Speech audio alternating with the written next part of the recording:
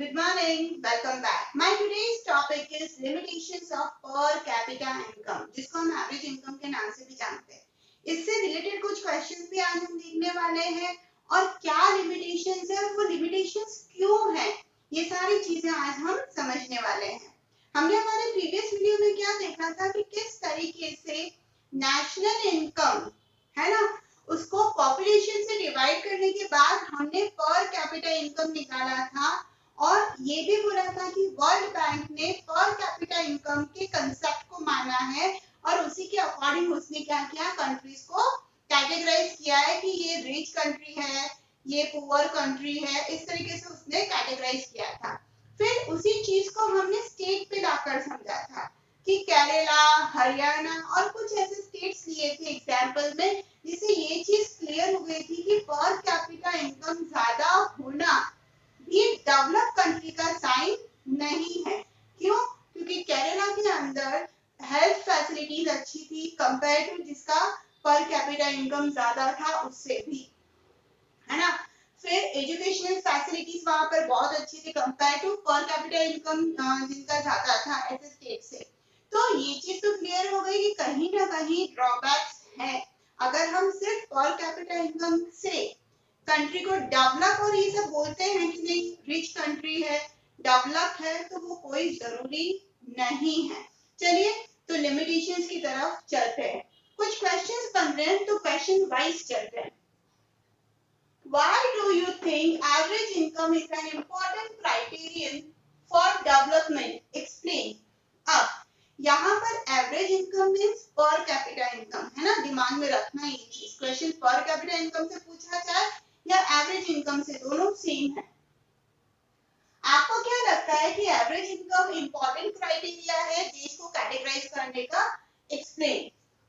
To compare various countries, national income is an important indicator, but per capita income is a better indicator of development because the population of different nations is different. अब आपको याद हो तो मैंने एक example दिया था कि मान लीजिए मैं जॉब करती हूँ और मेरी जो सैलरी है वो 1 लाख रुपए है. आई होप अगर आपने मेरा प्रीवियस वीडियो देख रखा है तो आप लिंक कर चुके होंगे अभी तक कि 1 लाख रुपए तो आप बोलोगे वाओ बहुत अच्छी सैलरी है ना, और मैम तो बहुत अच्छे से रहते होंगे, घर भी बड़ा होगा, ये होगा वो होगा, आप बहुत सारी चीजें उससे क्या करोगे, कनेक्ट करोगे. बट अगर मैं बोलूं कि मेरी फैमिली के अंदर सिर्फ मैं ही अर्न करने वाली हूँ और मेरी फैमिली के अंदर 20 लोग हैं, अब क्या होगा? 1 लाख जब आप सुन रहे थे तो इनकम अच्छा है, बट उसके साथ जब आप नंबर ऑफ फैमिली सुनते हो तो 1 लाख रुपए तो कम पड़ता है. तो कहीं ना कहीं स्टैंडर्ड ऑफ लिविंग इतना अच्छा नहीं होगा जितना कि आप सोच रहे थे. तो पॉपुलेशन बहुत बड़ा रोल प्ले करता है और इसीलिए बोला कि नेशनल इनकम एक इम्पोर्टेंट इंडिकेटर हो सकता है कि हाँ अगर नेशनल इनकम अच्छा है तो कहीं ना कहीं डेवलपमेंट भी अच्छा होगा. बट सबसे बेस्ट अगर कोई इंडिकेटर माना जाए तो पर कैपिटा इनकम, यानी कि नेशनल इनकम को पॉपुलेशन से डिवाइड करिए फिर एक एवरेज इनकम निकलेगा, वो बेस्ट इंडिकेटर है. क्योंकि पॉपुलेशन जो है अलग अलग नेशन की वो अलग अलग होती है तो उसके अकॉर्डिंग गिना जाता है. So on the basis of national it is difficult to compare the nations. तो यहाँ पर इनकम आएगा. So on the basis of national income it is difficult to compare the nation. तो सिर्फ नेशनल इनकम से ही आप कंट्रीज को compare नहीं कर सकते. हाँ, पर कैपिटा इनकम से आप कंपेयर कर सकते हैं. ये कौन कहता है? World bank. ठीक है. क्वेश्चन ये मैंने दिया जरूर है यहाँ पर, बट क्वेश्चन बहुत तरीके से घुमा के पूछे जाएंगे तो आपको दिमाग लगाना होगा. जैसे डिफरेंशिएट नेशनल इनकम एंड पर कैपिटा इनकम, तो उसमें आप नेशनल इनकम की डेफिनेशन लिखोगे, पर कैपिटा इनकम की डेफिनेशन पर कैपिटा कॉलम में लिखोगे. जैसे ये अच्छा साइन है या इंडिकेटर है, बट पर कैपिटा इनकम बेस्ट इंडिकेटर क्यों है उसका आप एग्जांपल 1 लाख रुपए की सैलरी लेकर भी एक्सप्लेन कर सकते हो अपने आंसर के अंदर. तो बहुत सारी चीजें दिमाग में आपको रखनी पड़ेगी। क्वेश्चन कैसे भी घुमा के पूछा जाए, चीजें ये है, ठीक है। अब second question, why do we use averages? हम एवरेज क्यों यूज कर रहे हैं, हम पर कैपिटा इनकम क्यों यूज कर रहे हैं, and are there any limitations of using per capita income? और क्या अगर हम पर कैपिटा इनकम यूज करें तो उसकी कोई लिमिटेशंस है, उसके कोई ड्रॉबैक्स हैं? Illustrate with example related to development. अब आप अगर ऐसा कुछ है तो आप illustrate करिए अपना एग्जांपल देके। अब आंसर में we use averages for comparison of income। अब है ना, मैं तो कंट्रीज की बात भी नहीं करती ना स्टेट की बात करती हूँ। मैं अगर बोलूँगी मिस्टर ए और मिस्टर बी, ठीक है, अगर इनकी इनकम की बात करो तो उन इनकम से मैं क्या बोलूँगी कि नहीं नहीं नहीं, मिस्टर ए की इनकम मान लीजिए 50,000 है, मिस्टर बी की इनकम 20,000 है, तो मैं नेचुरली क्या सोचूंगी कि मिस्टर ए के पास पैसा बहुत है, बट अब उसके बाद 50,000 सैलरी होने के बावजूद भी वो कितने खर्चे कर रहे हैं, कितना डेवलपमेंट कर रहे हैं, कितना स्टैंडर्ड ऑफ लिविंग पे पैसा खर्च कर रहे हैं, वो बहुत सारे अलग अलग इश्यूज पे डिपेंडेंट है। हो सकता है कि मिस्टर ए के घर में कोई फैमिली मेंबर है जो कंटिन्यूस बीमार रहता है और सारा पैसा मेडिकल फैसिलिटीज में चला जाता है, तो बहुत सारी पॉसिबिलिटीज है। तो ये एक अच्छा कंपैरिजन करने के लिए एवरेजेस यूज किया जाता है, बट उसमें बहुत सारे हिडन डिस्पैरिटीज हैं, जो वो डिस्पैरिटीज भी देखना बहुत जरूरी है किसी भी देश के लिए कि क्या वाकई में इनकम इतना होने के बावजूद वो डेवलप है या नहीं। इसको समझाने के लिए आर देयर एनी लिमिटेशंस, वो मैं बाद में डिस्कस करूंगी, अभी इसी के बाद, बट पहले मैं एग्जांपल लेती हूँ ताकि आपको ये चीज क्या हो जाए, क्लियर हो जाए। चलिए कंपैरिजन ऑफ टू कंट्रीज करने वाले, country A and country B, है ना, दो कंट्रीज में अपन कंपेयर करने वाले, country A and country B. अब मान लीजिए कि कंट्री ए और कंट्री बी में 5 मेंबर्स हैं और उनका मंथली इनकम दे रखा है रुपीस में, ठीक है। देखिए कंट्री ए में फर्स्ट सिटीजन 9,500, तो बी में सिर्फ 500 रुपीज अर्न कर रहा है मंथली। कंट्री ए के अंदर 10,500, बी में सिर्फ 500, है ना। कंट्री सी के सिटीजन 3 9,800 और कंट्री बी के अंदर सिर्फ 500। कंट्री ए में सिटीजन 4 10,000 और कंट्री बी में सिर्फ 500, और कंट्री ए में फिफ्थ सिटीजन 10,200 और कंट्री बी में 48,000, है ना। अब मुझे बताइए कि आप कौन सी कंट्री में रहना पसंद करेंगे। अगर मैं बोलूं कि आप सिटीजन फिफ्थ वाला सिटीजन है आप, है ना, जो 5 नंबर पे है सिटीजन वो है, तो आप आंख बंद करके क्या बोलोगे, मैं कंट्री बी में रहना पसंद करूंगा, यही बोलोगे, है ना। अब यहाँ पर एवरेजेस की बात चल रही है। एवरेज कैसे निकलेगा कि जितना भी नेशनल इनकम है वो प्लस करके उसको डिवाइड करेंगे by the number of population या फिर नंबर ऑफ पर्सन्स, है ना। तो 10, 20, 30, 40, 50, तो ए की कंट्री ए की मंथली सैलरी 50,000 एक बार के लिए सभी सिटीजन को, divide by number of citizen 1, 2, 3, 4, 5, है ना, तो कितना आया 10,000। अब भाई आपने जैसे मैंने आपको बोला कि अगर आप फिफ्थ मेंबर हैं या फिफ्थ सिटीजन हैं तो आप कंट्री बी में रहना पसंद करेंगे, ठीक है। बट अगर मैम ये बोल दूं कि नहीं कंट्री बी में आप रहना पसंद करेंगे बट लॉटरी वाइज है, मतलब आपके साथ आपको एक लॉटरी दे दी जाएगी, फिर आप उसको खोल के देखो कि अरे मैं तो सेकंड में सिटीजन निकल गया, नहीं मैं कंट्री बी में नहीं रहूंगा, बहुत इनकम कम है, ये बोलोगे आप, है ना। तो ऐसे में आप क्या सोचोगे कि नहीं अगर मैं फिफ्थ सिटीजन हूँ तो ठीक है मैं कंट्री बी में रहूंगा, अदरवाइज मैं तो कंट्री ए में रहूंगा, है ना। अब थोड़ा सा एवरेजेस पे चलते, मैंने इन सबको प्लस कर दिया, डिवाइड बाय पॉपुलेशन करा तो 10,000 मिला। अब इसको प्लस करते हैं कंट्री बी, 48,000, 49,000, 50,000। अब कंट्री बी भी क्या है? 50,000।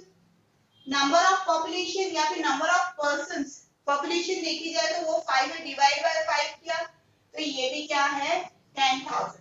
मतलब इन दोनों का एवरेज जो है वो सेम है, बट इन आंकड़ों को जब अपन देखते हैं तो यहाँ पे कंट्री बी के अंदर क्या दिख रहा है कि अरे यार ज्यादातर लोग गरीब हैं, बिलो पॉवर्टी लाइन आ रहे, सिर्फ एक आध अमीर है। और लॉटरी सिस्टम में अगर मुझे सेकंड या थर्ड में डाल दिया जाता है तो मैं तो यहाँ पर नहीं रह पाऊंगा, यही सोचोगे। बट कंट्री ए के अंदर यूं देखा जाए तो सबकी इनकम में ज्यादा डिफरेंस नहीं है। तो मुझे लगता है कि कंट्री ए जिसकी नेशनल इनकम या मैं बोल सकती हूँ कि एवरेज 10,000 है, बट यहाँ पर इक्वल डिस्ट्रीब्यूशन हो रहा है ना, और यहाँ पर इक्वल डिस्ट्रीब्यूशन ऑफ इनकम नहीं हो रहा है, तो मैं कंट्री ए को प्रिफर करूंगी। अब दोनों का ही averages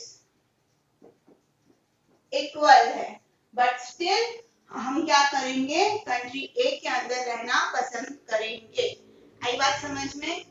Even though both the countries have identical average income, country A is preferred because it has equitable distribution.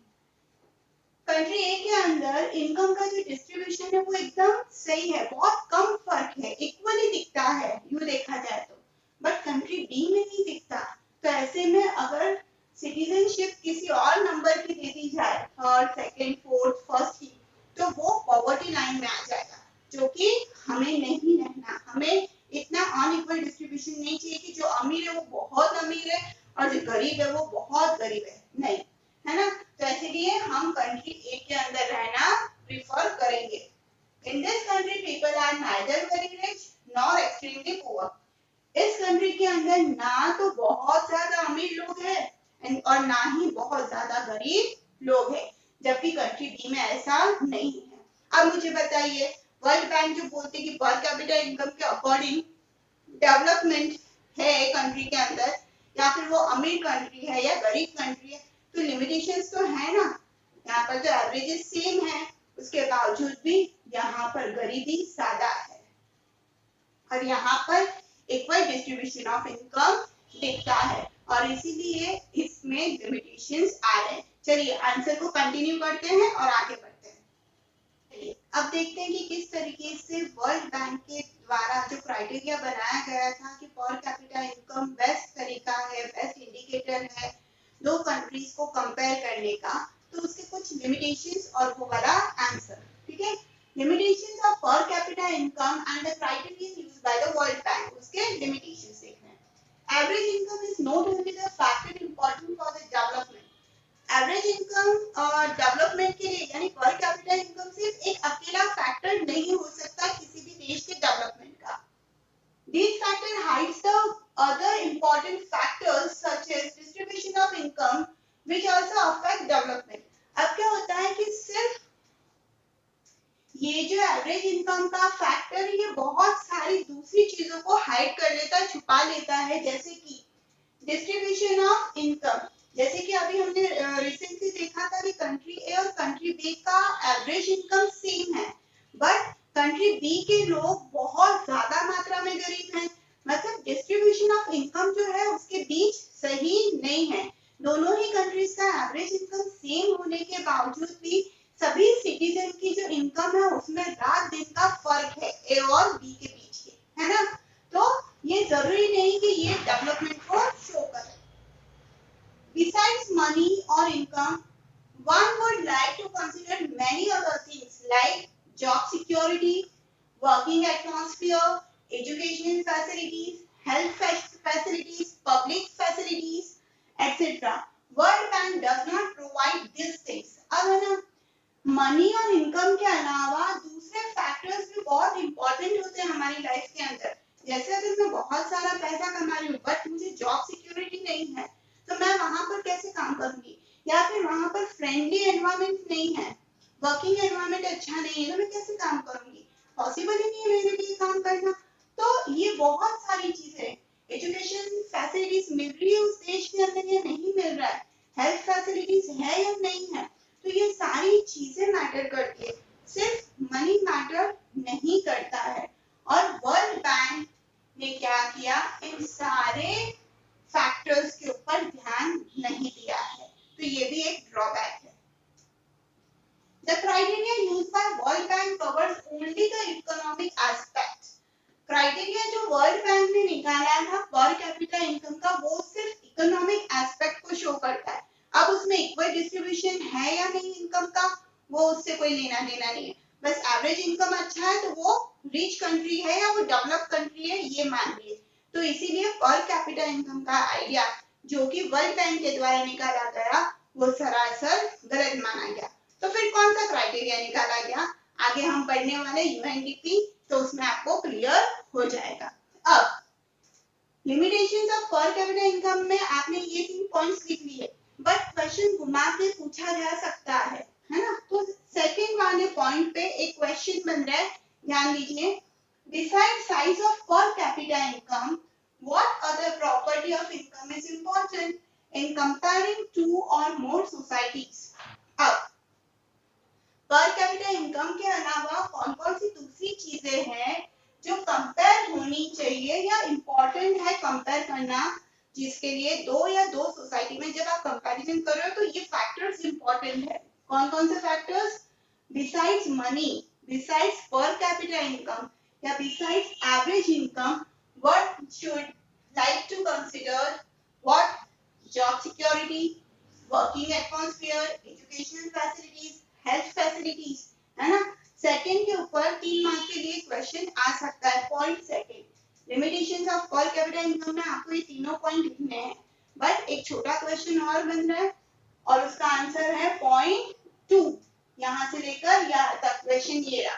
ठीक है, आई होप वीडियो क्लियर हो गया होगा, और अगर कोई भी डाउट है तो कमेंट करिए, अदरवाइज लाइक करिए और पढ़ते रहिए social studies with Sangeeta. Thank you so much.